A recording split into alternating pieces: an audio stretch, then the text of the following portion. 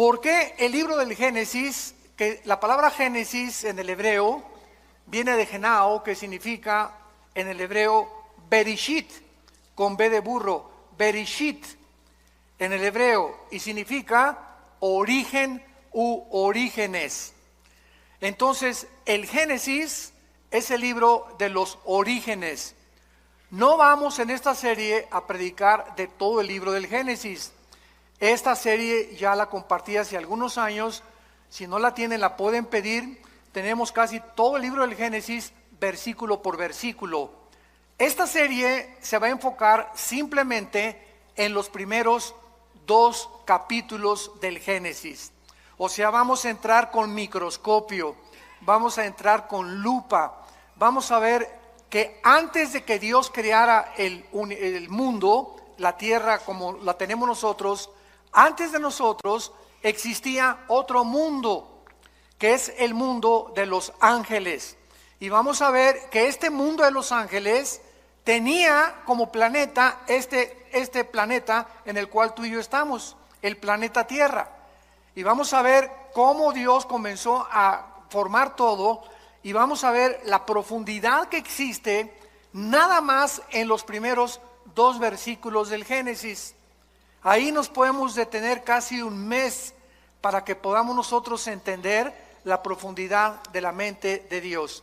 Entonces vamos a estudiar claramente la eternidad de Dios.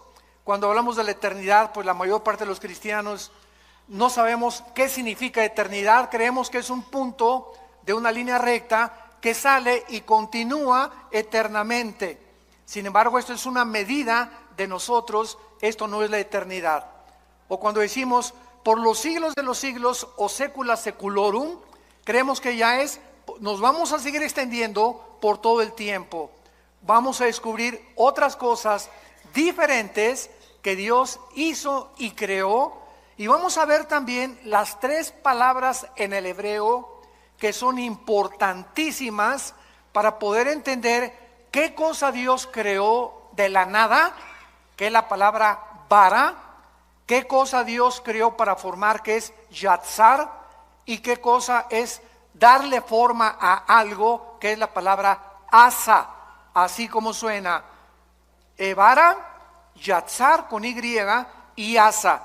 Si nosotros no conocemos estas 3 palabras, entonces no vamos a entender, por ejemplo, por qué hasta el 4.º día Dios creó los cielos y la tierra.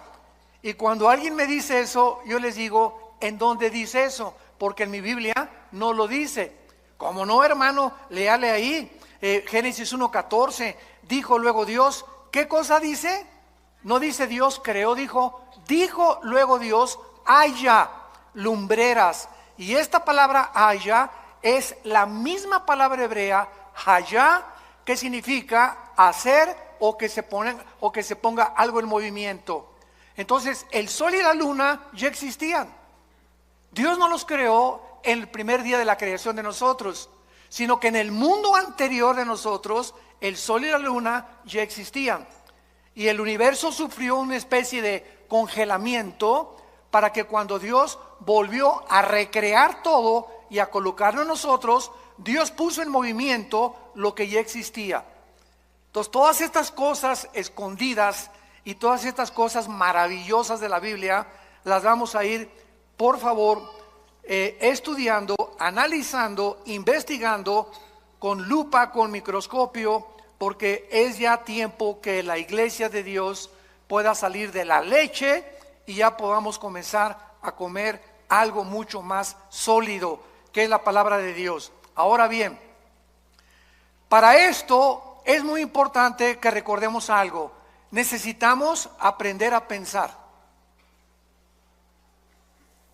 Todos se quedan ahorita así. ¿Qué querrá decir con que yo necesito pensar? ¿Que acaso soy un mono o un simio? ¿No pienso o no razono?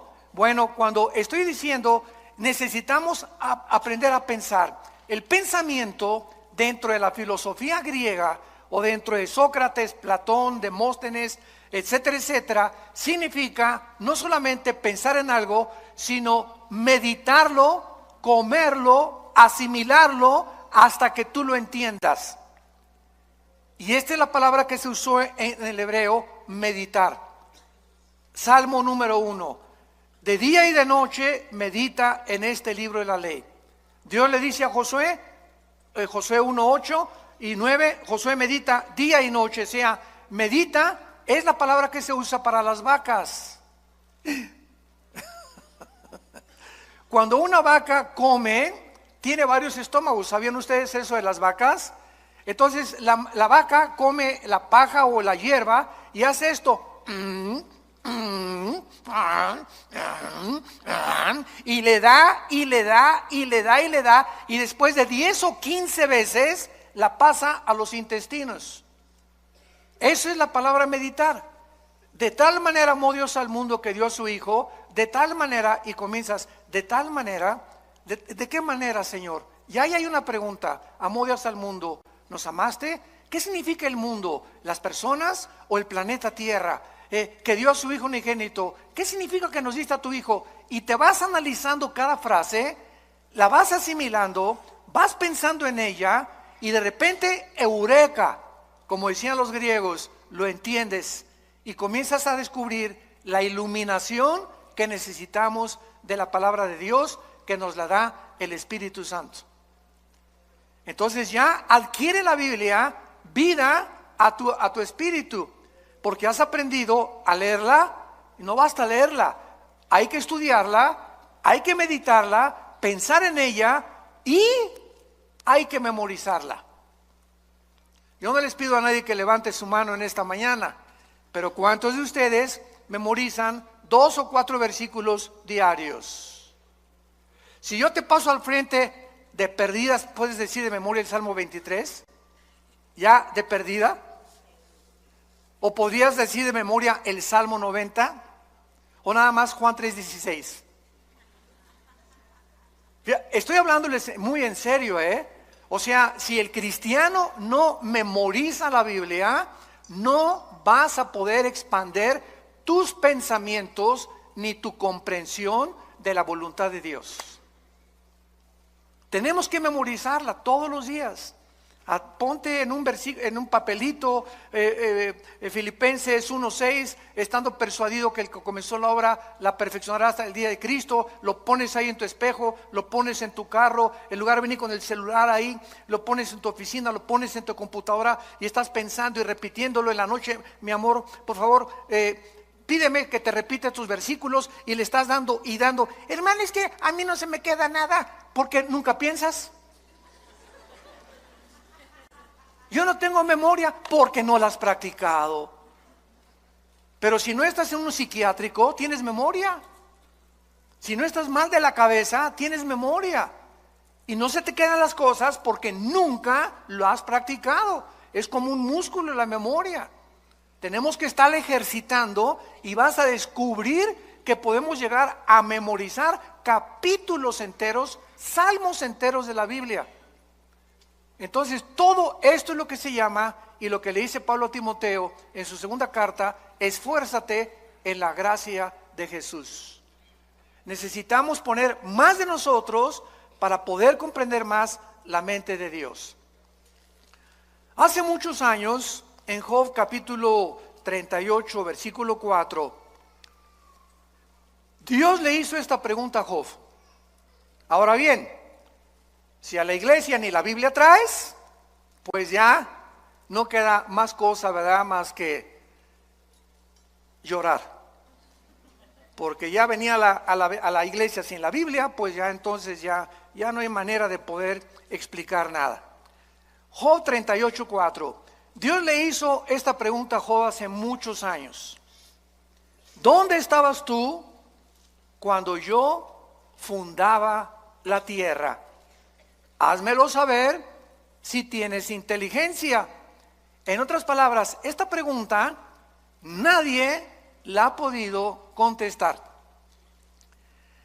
En el afán de poder nosotros, los seres humanos, tratar de descubrir el origen del universo, o cómo el hombre fue puesto por primera vez, qué fue primero, el hombre o la mujer, fue realmente una primer pareja la que comenzó en el planeta Tierra, y además hacia dónde se dirige el universo y nuestra vida, en este afán de descubrir las cosas, ¿qué hemos hecho? Muy bien, hemos utilizado dos medios. La ciencia, la palabra ciencia significa conocimiento humano, cuando es la ciencia secular. Entonces, a través de la ciencia, los científicos han inventado, han hipotetizado, han especulado, han filosofado, tratando de cómo comenzó todo e inventaron una teoría. Por eso se llama teoría. ¿Cuál es esta teoría? Se le llama el Big Bang o la gran explosión. El universo, dicen los científicos, que no tiene nada de ciencia en esto, porque no es científico, porque para que sea científico tiene que ser demostrado. Entonces, como no se puede demostrar por medios naturales ni en un tubo de ensayo cómo comenzó el universo, los científicos dicen que fue una explosión y que de esa explosión se formaron los planetas, etcétera, etcétera. Pero sin embargo, en el siglo XX, cuando comenzaron a profundizar en la primera y la segunda ley de la termodinámica, ¿qué dice la primera y la segunda ley de la termodinámica en la física? Que nada se crea ni se destruye y que todo está sufriendo un deterioro, una descomposición, todo se echa a perder. El carro le tienes que cambiar el aceite, tenemos que pintar los edificios, yo tengo que estar tomando vitaminas, haciendo ejercicio, nuestro cuerpo celularmente se está muriendo, el universo entero está sufriendo un desgaste. El Sol pierde millones de toneladas masa cada segundo. Las galaxias se están cada vez expandiendo y alejándose más y más y más unas de otras.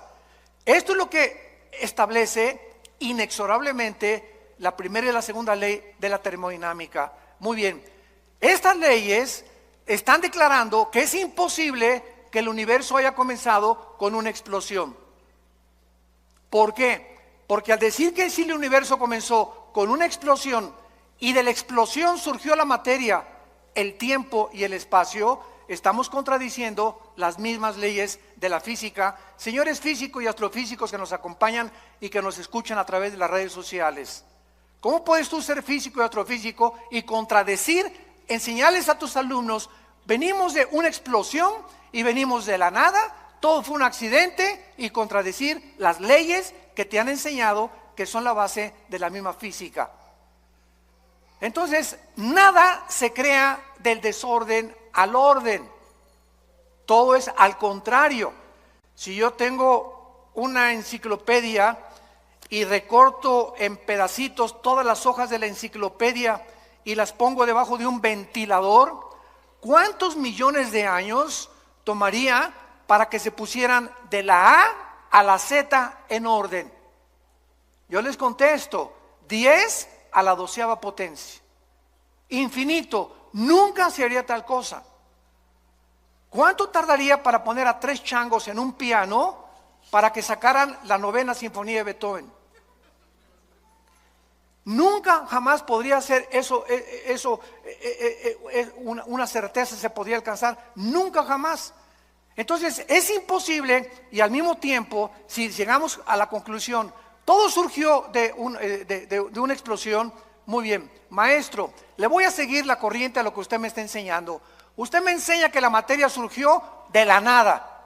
Ahora, ¿la nada produce algo? La nada no produce nada. Y si comenzó con una explosión, ¿quién la produjo la explosión? Tuvo que haber un acelerador que haya producido eso. Pero si no había nada antes de la explosión, ¿qué la produjo? Y seguimos esta línea filosófica y acabamos con la pregunta de los 64,000 pesos. ¿Y el pensamiento quién lo produjo? Virgen de María y José. ¿La materia produce el pensamiento? La materia produce pensamiento. Un pedazo de roca, un pedazo de materia produce el pensamiento y la conciencia humana. Entonces, ¿se dan cuenta que estamos pensando? Es a lo que me refería. Cuando comenzamos a aprender a pensar y a seguir la lógica elemental, que es la línea que se tiene que usar para poder llegar a una verdad, necesitamos aprender a pensar. y no aceptar simplemente, pues venimos de chita, el universo fue hecho de una explosión, y en las universidades y en los museos se sigue enseñando esto, y la gente nunca se para a pensar si es verdad lo que te enseñaron.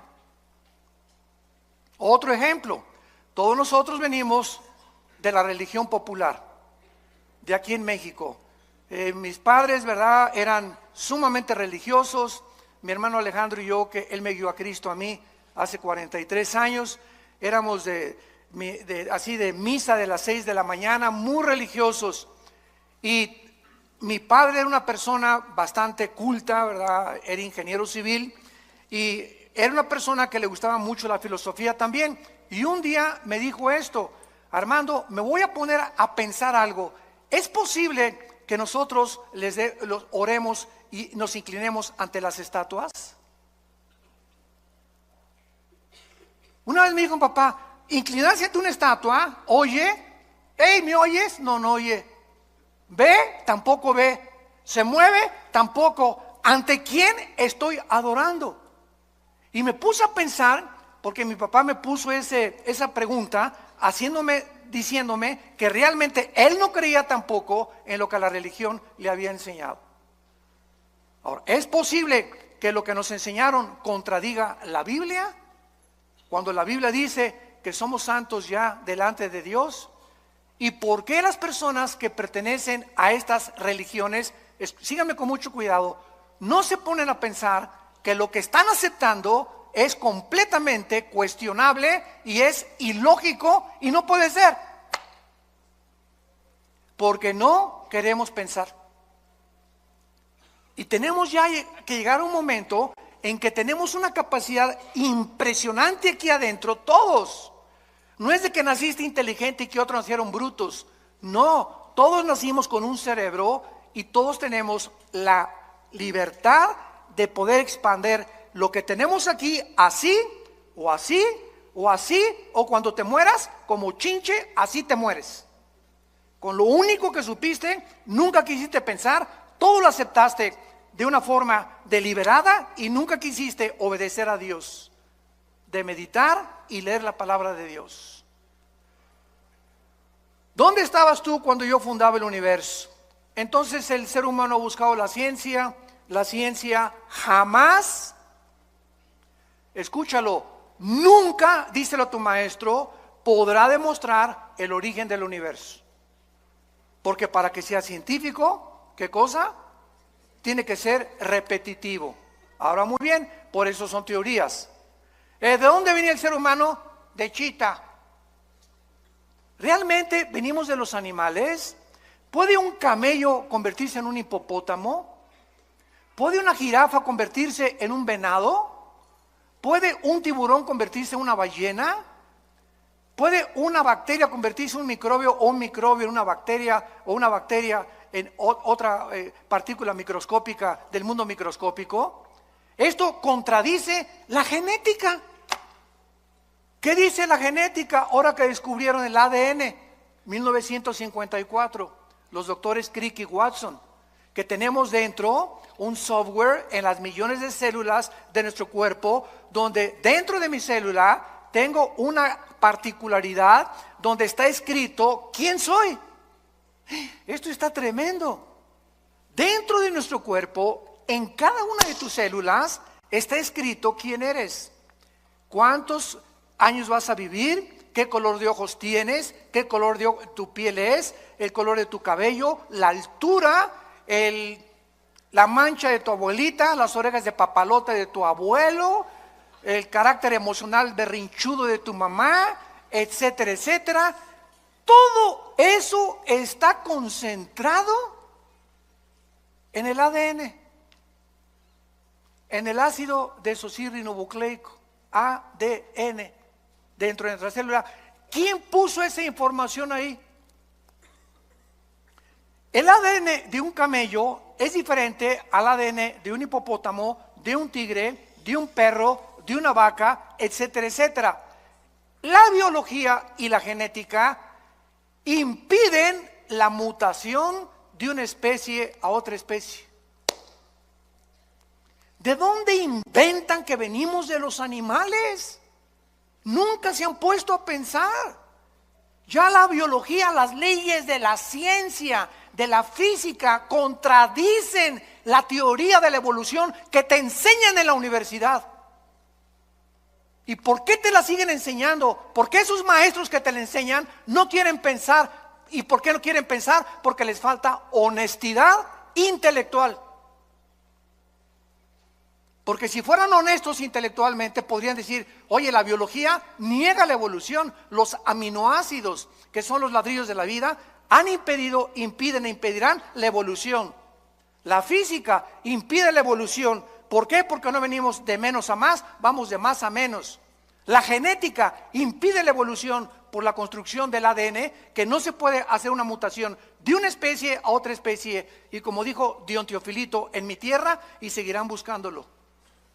El famoso eslabón perdido.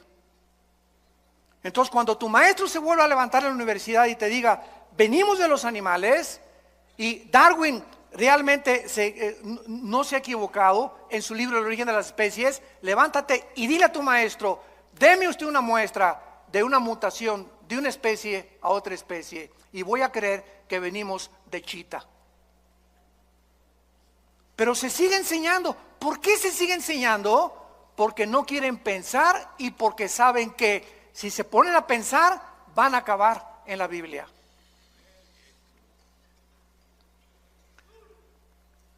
De todas las teorías que existen en el mundo, no hay más que lo que nos han enseñado en la escuela, que venimos de una evolución accidental, fortuita, que venimos de los animales, y la otra explicación de dónde venimos está en la Biblia.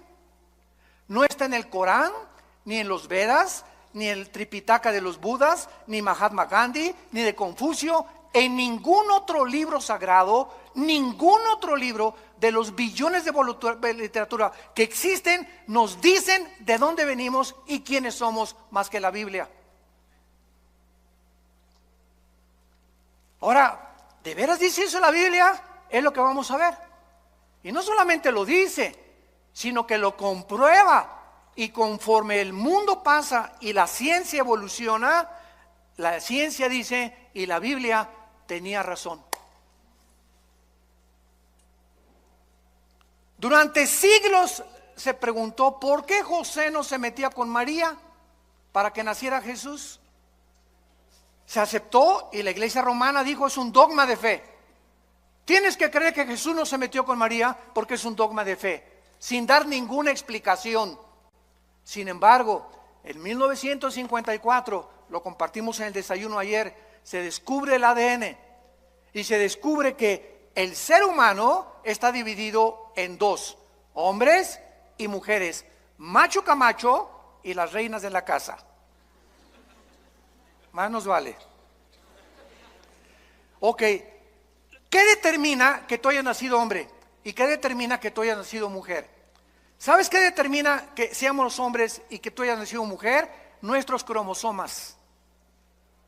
Los cromosomas de la mujer son XX. El hombre tiene XY. El cromosoma Y no lo tiene la mujer, lo tiene el varón. En otras palabras, cuando mi papá se juntó con mi mamá, el cromosoma Y de mi papá ovuló el cromosoma X de mi mamá y nací macho camacho. Y si tú eres mujer, cuando tu papá tuvo relaciones con tu mamá, el cromosoma X del varón ovuló el cromosoma X de tu mamá y naciste mujer. Y hemos llegado a un siglo, el siglo XXI, donde se está discutiendo el género, con la famosa biología del transgénero, y decirles que si un niño se quiere vestir de mujer, que lo dejen, y si una niña se quiere jugar a los soldados, que la dejen y que se vista de soldado, cuando la misma biología es la que determina. Cerremos ya la Biblia, la biología determina quiénes somos. Entonces, si tú hazte un examen de sangre y tienes la Y, eres hombre. Nadie te va a cambiar y es imposible que te cambien tu masculinidad. Así te hizo Dios, así acéptalo. Y si tienes los dos X, eres mujer. Y nadie se atreva a cambiar tu feminidad con la cual Dios te creó como mujer. Hemos llegado a un grado de dioses de decir, cambiemos a este hombre en mujer y esta mujer en hombre. Y llegar al grado que es el síntoma más grande de descomposición social, de poder llegar hasta el matrimonio, hombres con hombres, mujeres con mujeres, y destruir el patrón de la familia que tiene su origen en la Biblia, y creer que ahora la familia es hombre, con niños, mujer y mujer con niños. Y la Biblia dice que la familia es un hombre con una mujer que fue la que parió a mis hijos, y esa es mi familia delante de Dios. ¿A qué grado hemos llegado por no pensar? Lo aceptamos todo y se está convirtiendo en normal. Ya se está aceptando como algo normal. Ya están en las bodas de hombres con hombres. Ay, mijito, que se casó con Pepe y Pepe con Carlitos. Que sean felices. ¿Cuál felices? Es una mentira. El 63% de las personas que se han querido cambiar el sexo en el transgénero, lo dicen los psiquiatras, se han suicidado. Cuando una persona pierde su identidad, lucha con demonios que tratan de robarte tu identidad y confundirte, y vienen las depresiones, vienen las luchas angustiosas de las emociones y los sentimientos, porque el diablo te está atormentando. Tienes que ser libre en el nombre de Jesús y aceptar como Dios te hizo. Nadie aplaude, pero que Dios los bendiga. A la palabra de Dios. Muy bien. Y por otro lado, en su afán de descubrir el origen de las cosas y del universo y nosotros, se ha recurrido a la ciencia y a la brujería, al ocultismo, a las limpias, a tratar de penetrar en el mundo del más allá, con espíritus, con contacto con los muertos, con contacto con los espíritus, porque no sabemos quiénes somos, ni a dónde se van los muertos, ni qué nos da la energía, ni qué nos da el poder. El hombre ha caído en la brujería desde los tiempos de Babilonia, en la Torre de Babel. La Biblia dice que la brujería, la astrología, la magia tuvieron su origen en Babilonia, que es la ciudad más nombrada después de Jerusalén en la Biblia. Comienza la Biblia en Génesis 10 con Babilonia y termina en Apocalipsis 17 y 18 con Babilonia otra vez, porque significa confusión. El hombre sin Dios está confundido, y por eso hemos tomado caminos que la evolución, que la brujería, que el ocultismo, que voy a cargarme de energía en las pirámides de Teotihuacán, voy a consultar a los muertos con los mediums que me hagan limpias. Todas estas cosas son el fruto de la ignorancia de la Biblia. Jesús dijo: yo soy la luz, y bajó del mundo hace 2000 años para alumbrar nuestros ojos. Vivimos en un mundo oscuro, santos de Dios, damas y caballeros, un mundo perdido. Cada quien trae su rollo, cada quien por su camino. Ya los gobiernos no saben cuál gobierno, cuál ideología es la buena. Los economistas están perdidos, las religiones están perdidas, la filosofía está perdida. Ya no hay forma de relativismo, humanismo, hedonismo, etcétera, etcétera. El mundo sigue así. ¿Por qué? Porque estamos en tinieblas. Y Jesús hace 2000 años vino a sacarnos de las tinieblas. Y te ofrecen esta mañana, y ustedes que nos escuchan, salir de esa oscuridad, que las vendas se te caigan, recobrar tu verdadera identidad y ser feliz con una vida en abundancia, que es la vida que Cristo nos vino a dar. Muy bien.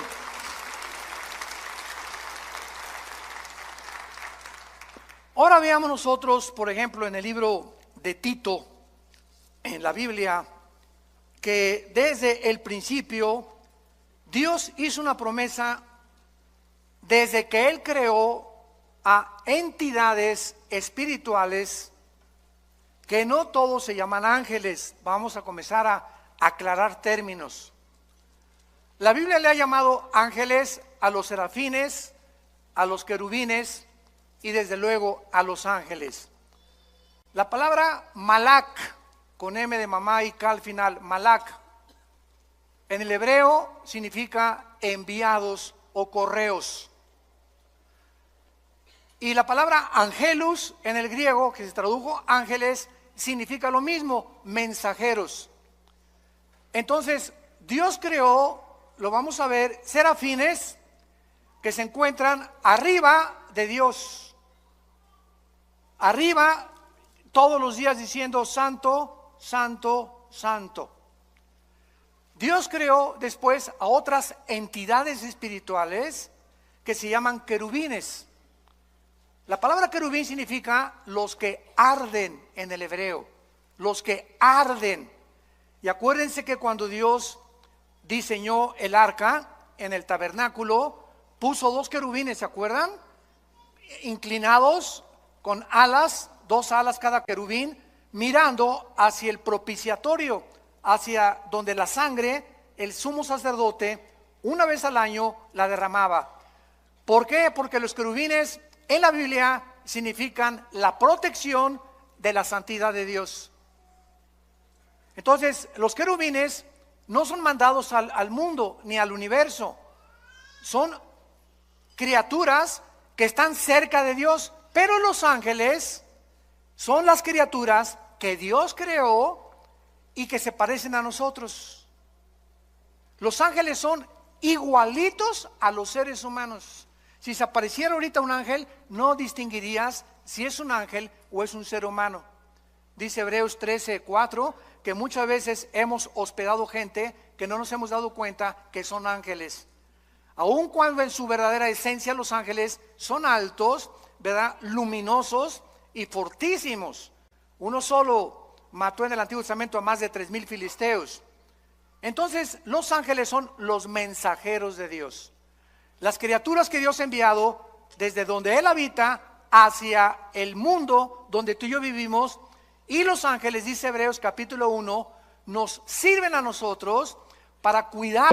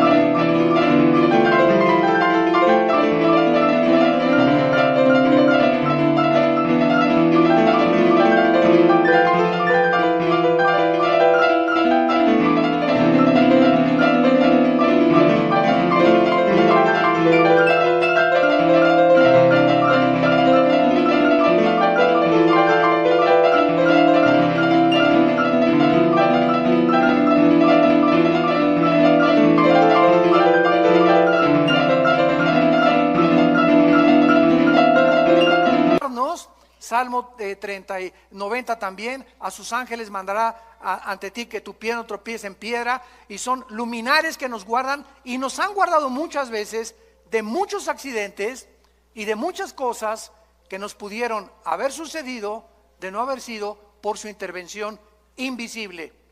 Entonces, esto es muy importante entenderlo. Los querubines no son ángeles, los serafines no son ángeles, los ángeles son los mensajeros, los que han venido al mundo a cuidarnos y a observarnos las 24 horas. En Tito capítulo 1, versículo 1 y 2, vean ustedes que antes de que Dios creara a los ángeles, querubines y serafines, antes de cualquier cosa, dice así: Pablo, siervo de Dios y apóstol de Jesucristo, conforme a la fe de los escogidos de Dios y el conocimiento de la verdad que es según la piedad. Escucha, en la esperanza de la vida eterna, la cual Dios, que no miente, prometió desde antes de ¿cuándo? Antes de que nada fuera creado. Dios prometió que a las criaturas que Él iba a crear fueran eternas. Y todas las criaturas que Dios ha creado somos eternas. Tanto los ángeles caídos que van a ser condenados serán condenados, nosotros viviremos eternamente. Entonces es lo que se llama la vida eterna, que es la vida con Dios. Dios diseñó, planeó que todo lo que existiera fuera eterno porque Él es eterno. Entonces Dios le plació en su sabiduría crear la eternidad para que nosotros pudiéramos vivir en ella. Vean por ejemplo en Isaías capítulo 57 lo que la Biblia dice acerca de la personalidad y de la esencia de Dios. Isaías 57 versículo 15. Porque así dijo el alto y sublime, el que habita. ¿Dónde habita Dios? Ahorita explicamos qué es la eternidad. Ahí vamos a entrar ya. El que habita la eternidad y cuyo nombre es el Santo. Yo habito en la altura y la santidad, con el quebrantado y humilde de espíritu, para hacer vivir el espíritu de los humildes y vivificar el corazón de los quebrantados. Ahora sí, pongan mucha atención. Ya vamos a comenzar a aclarar muchas cosas. La eternidad, supongamos que está así, ¿verdad? En un espacio ilimitado, desde luego. Dios habita en la eternidad. La eternidad no hay tiempo. En la eternidad no hay pasado, no hay futuro. Cuando Jesús se revela a Moisés, Éxodo capítulo 3, le dice: yo soy el que soy. O sea, el que es, ¿verdad? Ahorita. Él es el Dios del presente.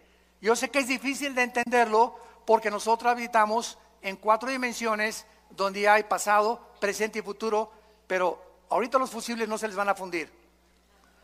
Entonces, la eternidad es donde Dios habita. Dios, entonces, cuando dice, en el principio Dios creó los cielos y la tierra, Dios creó abajo de la eternidad 3 cielos. El cielo donde Él habita, el cielo cósmico y el cielo atmosférico, segunda de Corintios capítulo 12, versículo del 1 al 3. Ahí Pablo menciona los 3 cielos. Entonces, estos 3 cielos no existían siempre, fueron creados abajo de la eternidad. Ahora, cuando Dios crea el tercer cielo, el segundo cielo y el tercer cielo, Dios crea unánimemente, junto con los 3 cielos, el tiempo, la materia y el espacio. Génesis 1:1. En el principio Dios creó. Cuando estamos hablando del principio, recuerden esto, no es el principio de nuestra creación. No es el principio de nuestra creación, porque es muy claro que los ángeles existían antes que nosotros, como lo vamos a ver.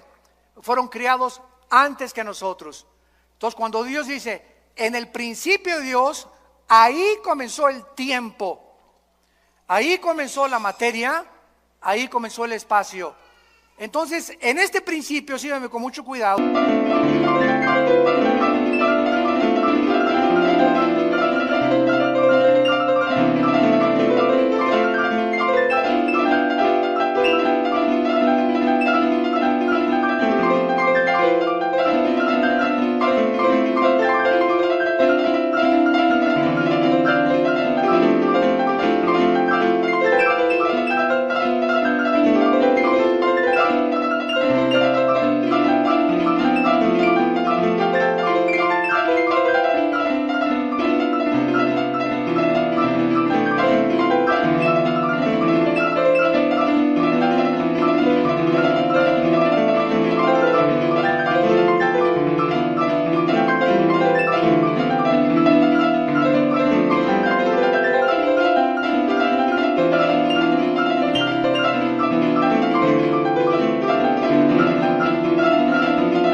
Ya estamos abajo de la eternidad. Comenzó el tiempo, el espacio y la materia. En este principio Dios creó los cielos y la tierra y los ángeles. Y cuando Jesús dice, en el principio era el verbo era con Dios y el verbo era Dios. Y primero de Juan 1 dice, lo que era desde el principio, lo que nuestras manos palparon y vieron tocante al verbo de vida, porque la vida fue manifestada. Juan 3 veces te repite que este principio fue antes de nosotros. No es cuando nosotros fuimos creados. Nosotros fuimos creados después del principio, como lo vamos a ver en el versículo 2 del Génesis, que algo pasó en el principio, que Dios volvió a recrear la tierra, a crearnos a nosotros después de los ángeles, para ponernos arriba de los ángeles, gobernar a los ángeles, y la regamos. Y Satanás, Lucifer, volvió otra vez a ocupar el planeta Tierra y el universo, hasta que vino Jesús, le quitó el poder a Dios, Jesús a Lucifer, y el poder que tenía Lucifer nos los dio a nosotros los cristianos. Y mayor es el que está entre nosotros que el que está en el mundo. Entonces Lucifer sigue teniendo el poder que perdimos nosotros con la caída de Adán y Eva, los primeros padres, pero que se volvió a recobrar con la muerte de Cristo, y nos entrega a nosotros Dios el Espíritu Santo, porque recibirán poder. Hechos 1:8. Vean que si no ponemos en orden todo, no entendemos el Nuevo Testamento. Ese poder es ¿para qué? Para que el que tiene control de nuestro planeta y del universo no se acerque a nosotros, ni a nuestros hijos, ni a tu trabajo, ni a tus finanzas, porque mucho mayor es el que está aquí adentro que todos los millones de demonios que pueda haber en tu casa.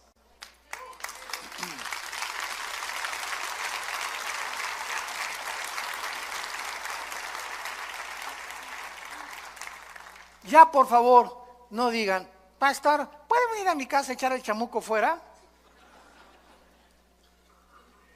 Pastor, oigo ruidos en mi casa, tengo mucho miedo, ¿puede venir a orar por nosotros a la casa? ¿Qué no sabes que tú tienes el mismo poder? ¿Pero por qué no lo sabes? Por la ignorancia de la Biblia.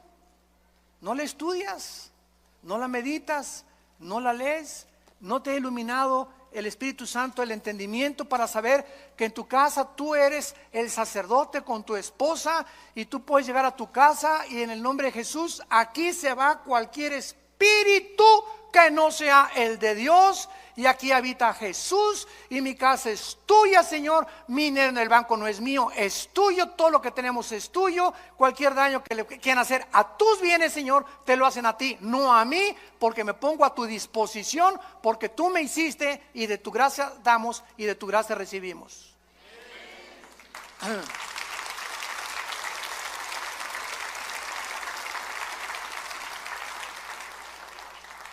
Dios pues diseña que nosotros entremos a la eternidad.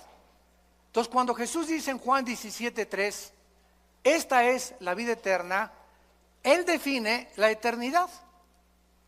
¿Qué es la vida eterna? Jesús nos lo explicó: conocer a Dios. Esta es la vida eterna, que te conozcan. Dice que te convertiste. ¿Cuánto has conocido de Dios? ¿Cuánto sabes de su poder? ¿Cuánto sabes del propósito que tiene para tu vida? ¿Por qué vives con estrés todavía, con angustias, con desconfianza, con incredulidad? Ay, subió el peso y cayó el petróleo, hermano, ¿qué voy a hacer? Y si mi esposo se muere y no me da el seguro social, ¿qué voy a hacer? Entonces, ¿tu esperanza era tu esposo? ¿El petróleo? ¿El peso? Dios nos está viendo.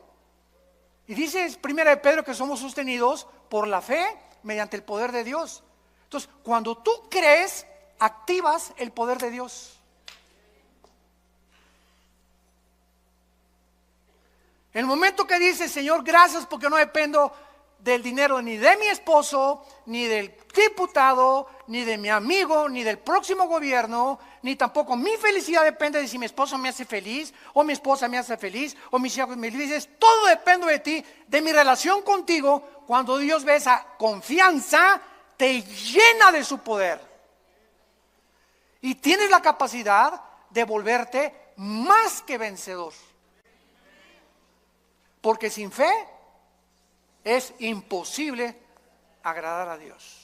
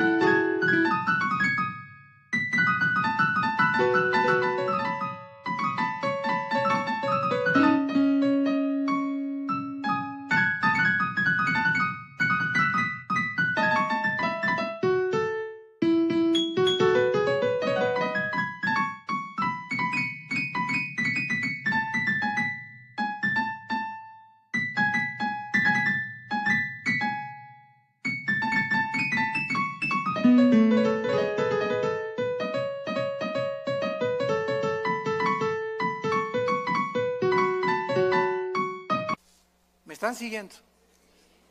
Estamos pensando. Muy bien. Dice en Primera de Juan capítulo 2 y explicando también la eternidad, porque es importantísimo antes de pasar y profundizar más. Primera de Juan 2:25, y esta es la promesa que Él nos dio otra vez, la vida eterna. Cuando yo oigo que hay cristianos que dicen que la salvación se pierde, les digo, ¿ya pensaron lo que están diciendo?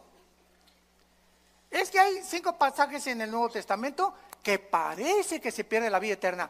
Parece contra 200 que te dicen que no se pierden.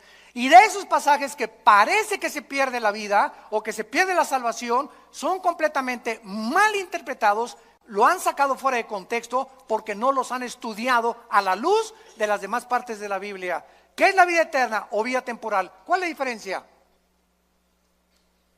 ¿No sabes cuál es la temporalidad? He venido para darles vida temporal. ¿Eso dice la Biblia? No, ¿verdad? Nos viene a dar vida eterna. O sea, cuando un cristiano recibe al Espíritu Santo, en ese momento, dice Efesios capítulo 2, en ese momento entramos a la eternidad. Ya somos eternos. Por eso no vamos a morir espiritualmente jamás ya. Vamos a morir físicamente, nos van a enterrar, pero vamos a seguir viviendo. Tu pariente que se murió la semana pasada, no digas que se murió, pasó a mejor vida. Él sigue viviendo, seguimos viviendo. Esta es la esperanza que Dios nos ha traído, que esta vida no lo es todo. Vamos a seguir viviendo. Y tú lo tienes que creer. Y cuando tú lo crees, no hay nada que te pueda detener, porque para nosotros es ganancia la muerte. Entonces, esta eternidad entra a nuestra vida cuando recibimos a Cristo como nuestro Señor y Salvador. Ya estamos sentados, dice Efesios 2, con Cristo. Ya somos más que vencedores, Efesios 1:3. Ya hemos sido bendecidos con toda bendición espiritual. ¿Qué significa esto? Que ya no le puedo decir a una persona, Dios te bendiga. No hay ninguna parte del Nuevo Testamento donde diga, Dios te bendiga.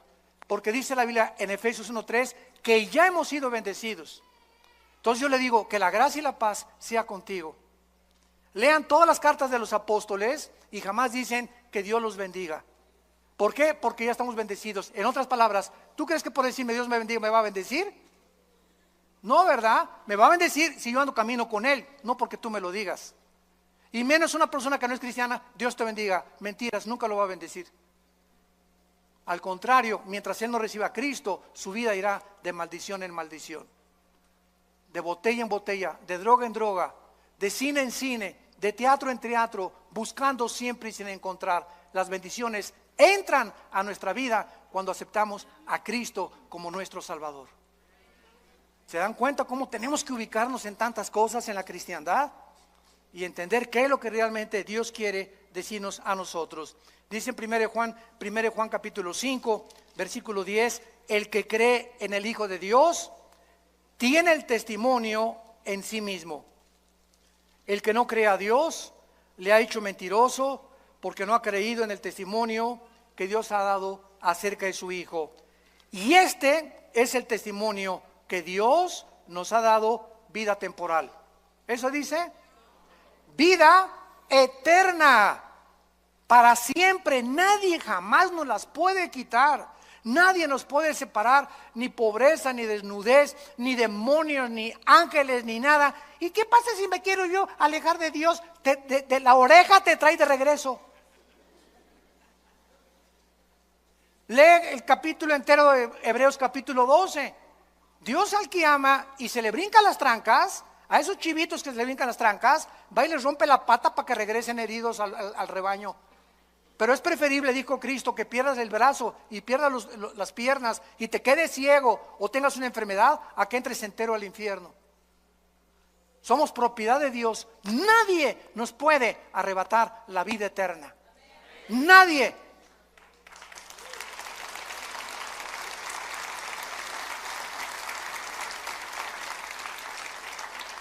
Dios nos ha dado vida eterna y esta vida está en su Hijo. El que tiene al Hijo, tiene la vida. El que no tiene al Hijo, no tiene la vida. En otras palabras, tú puedes tener una religión, ser católico, bautista, venir aquí a Vida Nueva, carismático, nazareno, mormón, no me importa la religión que tengas. Si tú tienes una religión y no tienes al Hijo, no tienes más que una religión, no tienes la vida eterna. Para tener la vida eterna necesitamos que Jesús entre a nuestra vida.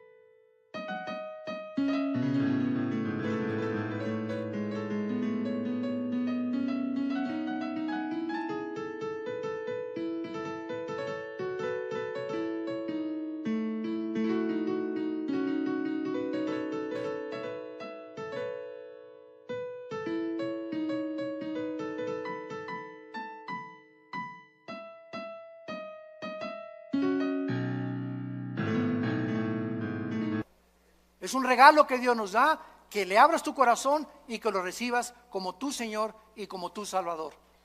Porque Él es el Hijo de Dios, el poseedor de la vida eterna. Y finalmente, regresamos a Génesis capítulo 1 y vemos nosotros que al abrir la Biblia, el Espíritu de Dios, lo primero que hace al abrir la Biblia es llevarnos a las primeras palabras que Dios consideró, porque son las primeras palabras de Dios. Dios consideró que era lo primero que tenía que decirnos, que toda la creación tuvo un principio, en el principio. El universo no es eterno, hubo un principio. La ciencia, gracias a Dios, el siglo XX lo reconoció por la segunda ley de la termodinámica, que es imposible que el universo haya sido eterno. Tiene que haber tenido un principio, como la Biblia lo establece y como las leyes de la física lo confirman también. Ahora bien, si el universo tuvo un principio y nosotros de ese principio nos alejamos cuando pecamos contra Dios, cuando tú recibes a Jesucristo, tu vida comienza a tener un principio. Comienzas otra vez a caminar con Dios. ¿Ya naciste de nuevo? ¿Ya tienes a Jesucristo como tu Señor y Salvador? Porque en el momento que tú lo haces, en el principio de mi vida, fue hace 43 años, mi vida antes de que yo fuera cristiano era un desastre. Pero cuando comencé con Cristo, comencé a caminar con Dios. Y a partir de ese momento, todas las bendiciones de Dios, el plan de Dios, la eternidad, lo comencé a comprender. Las vendas se nos caen de los ojos y comenzamos a ver la luz de Jesús. Ustedes son la luz, dijo Jesús, Mateo 5. Así alumbre vuestra luz delante de los hombres. Dios te quiere salvar para que vayas con tu familia que está en la oscuridad. en el paganismo, en la idolatría, en las religiones. Somos la luz del mundo a tus amigos, en tu bufete de abogados, en tu consultorio médico, en tu taller de carpintería, en tu escuela, en tu secundaria. ¡Alumbra! Levanta la voz, no seamos cobardes.